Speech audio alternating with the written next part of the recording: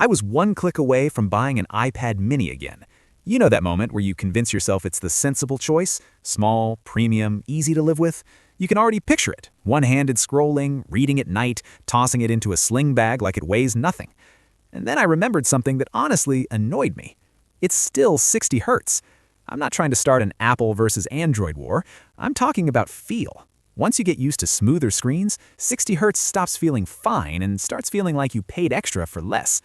So I did something dangerous. I went hunting for mini tablets that feel better than the iPad mini in the ways you notice every single day. Scrolling, reading, gaming, moving around the interface, and I wanted them to cost less too. And that's how I ended up with 5 mini tablets that made me stare at the iPad mini price and whisper, so what exactly am I paying for? Here are my rules. A mini tablet lives or dies by 4 things: how the screen feels, whether performance holds up after the first few minutes, battery in real life, and daily convenience, like do you actually want to pick it up every day? And I tested them like a normal person, not a lab. One hand test: can I hold it and scroll for 10 minutes without my wrist complaining? Couch test: can I open YouTube, jump between apps, and not feel laggy? Night test: can I read without eye strain and without the screen looking washed out? Bag test: can I throw it in a sling bag and forget it's there? If a mini tablet fails any of those, I don't care how pretty the spec sheet is. Now, rewind to why I even wanted a mini tablet.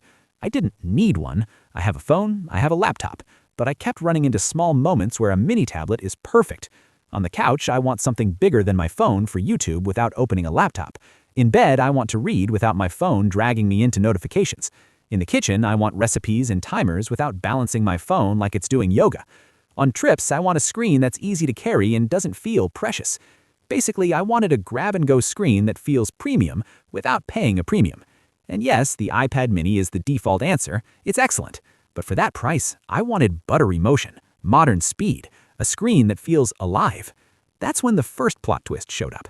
The Redmi Pad SE 8.7 is the kind of tablet you don't respect until you actually use it. It's small, light, and immediately comfortable to hold. And then you start scrolling and realize it's 90 Hz. That's the moment your brain goes, wait, why does this feel nicer than what I was about to spend way more money on? It's not trying to be a powerhouse, it's trying to be the best everyday mini screen. So I used it like a normal person. YouTube, browsing, reading, notes, maps, light games, and it just worked. Smooth, simple, easy to carry. There is a limit. If you push heavy games or aggressive multitasking, you'll feel it.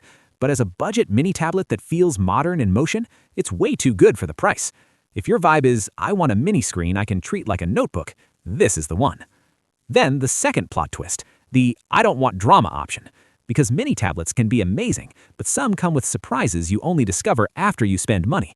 Quirky software, accessories that don't exist, updates that never come. So if you want a mini tablet that behaves like a normal product, the Galaxy A9 is that safe path. It's not the flashiest, but it's stable, familiar, predictable. I call this the buy it and move on with your life tablet. It's the one you can hand to someone else without giving a warning speech. School basics, media, casual use, family use, it just makes sense. And here's an underrated win. When you're not fighting your device, you actually use it more. But this video isn't called These Mini Tablets Are Calm and Responsible. The real chaos starts when you touch your first mini tablet that genuinely feels like it's punching above its price. That's where the iPlay 70 Mini Ultra enters the story. This is the moment I stopped casually browsing and started thinking, okay, the mini tablet world has changed. Because you're looking at an 8.8-inch tablet with a sharp 2.5K display and a 144 Hz refresh rate. And 144 Hz on a mini tablet isn't a small upgrade. It changes the whole experience. Scrolling feels locked in. Animations look cleaner. Even switching apps feels snappier because your eyes are seeing more frames. So I did my favorite test. The same apps, the same scrolling, then switch back to a 60 Hz device. And instantly, the 60 Hz screen felt like it was dragging its feet. That's the iPad mini problem right now. Not because it's bad, because it isn't. Because the feel no longer matches the price once you see what else exists. Performance matters too, and this tablet has enough real power that it doesn't fall apart the moment you do something serious. Split screen with notes and a browser, a video floating while you reply to messages, jumping between apps, it holds up. Now the honest trade, you're choosing hardware value over Apple-level polish. If you want the most optimized tablet ecosystem, iPadOS is still the king. But if you want the most screen and speed for your money, this is where you start questioning expensive defaults. This is the pick for people who want premium-feeling motion without paying premium money. Then I thought, okay, this is my winner. And then Lenovo kicked the door open. The Legion Tab Gen 3 is not trying to be cute. It's a mini tablet with an 8.8-inch 2.5K 165Hz display and flagship-level power. This is the tablet that makes you say, why is this so small and so serious? So I tested it the only way you should test a Legion device: gaming, multitasking, and heat.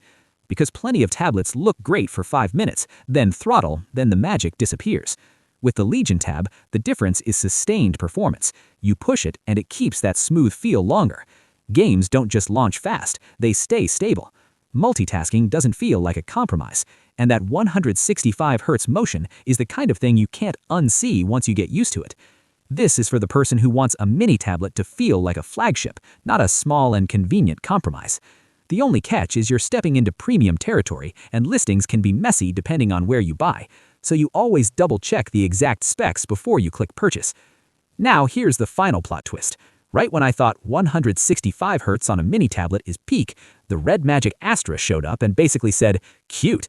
This is the one that made me laugh because it's so aggressive. The Redmi Astra has a 9.06-inch OLED display with 165Hz. OLED? On a mini-ish tablet? That's the moment the iPad mini starts feeling overpriced in a way that's hard to defend. Because OLED isn't just nice, OLED changes the vibe. Black is actually black. Night reading looks cleaner. Movies look richer. Games look more dramatic. And at 165Hz, everything feels ridiculously responsive. So I did a simple test. The same video clip, the same game menu, back and forth between screens, and every time I went back to a traditional screen, it felt less alive. Now I'll be fair, this is a performance-first device. If your whole world is Apple, AirDrop, iMessage, iCloud, Apple Notes, and that effortless app optimization, then the iPad mini still makes sense. That's what you're paying for: polish, ecosystem, and the "it just works" feeling. But if your priorities are screen feel, refresh rate, and raw hardware value, you can now get mini tablets that scroll smoother than the iPad mini, game harder than the iPad mini, and in some cases look better than the iPad mini for less money. So here's the ending, the fastest way to choose. If you want the cheapest mini tablet that still feels modern and smooth, get the Redmi Pad SE 8.7. If you want the safe, mainstream option with fewer surprises, get the Galaxy A9. If you want the best high refresh rate and real power value, the iPlay 70 Mini Ultra is the sweet spot. If you want a premium mini performance machine that doesn't feel like a compromise, the Legion Tab Gen 3 is the grown-up flex.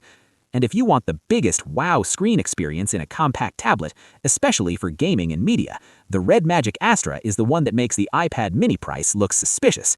So yeah, my original plan was to buy an iPad mini. But after this hunt, I realized something. The iPad mini is still good. It's just no longer the only good small tablet. And once the only choice disappears, the price starts feeling a choice too. If you want, I'll do a part 2 where I rank these for 3 lifestyles: reading and study, note-taking and productivity, and pure gaming. Tell me which one you are, and I'll give you a clean winner for your use case.